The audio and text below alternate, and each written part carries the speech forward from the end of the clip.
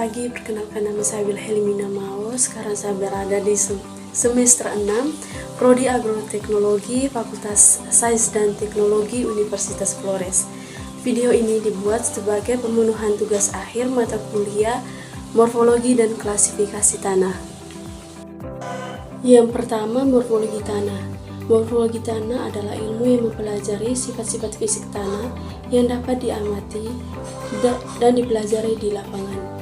Sifat-sifat ini memberikan informasi penting tentang proses pembentukan tanah, kesuburan tanah, dan kesesuaian lahan untuk berbagai jenis tanaman. Ciri-ciri morfologi tanah. Yang pertama, horizon tanah.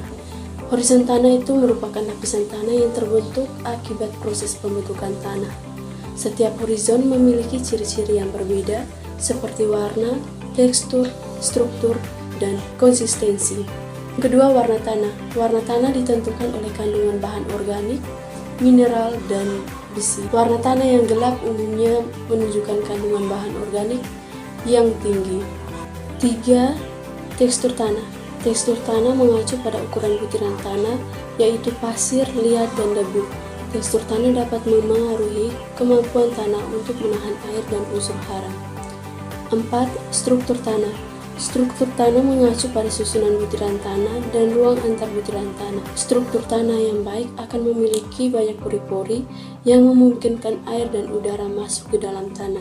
Yang kelima, konsistensi tanah. Konsistensi tanah mengacu pada seberapa mudah tanah diubah bentuknya. Konsistensi tanah dapat dibedakan menjadi lunak, keras, gembur, dan padat. Yang keenam, porositas tanah. Porositas tanah adalah persentase ruang antar butiran tanah.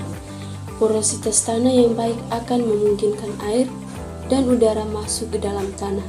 Yang ketujuh, keasaman tanah.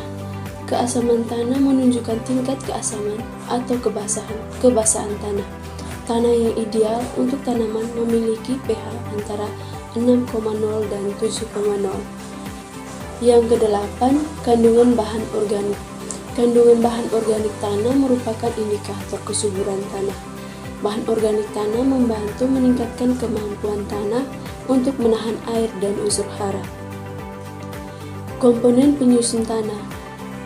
Tanah tersusun atas beberapa komponen, yaitu 1. Bahan mineral, 2. Bahan organik, 3. Air, 4. Udara.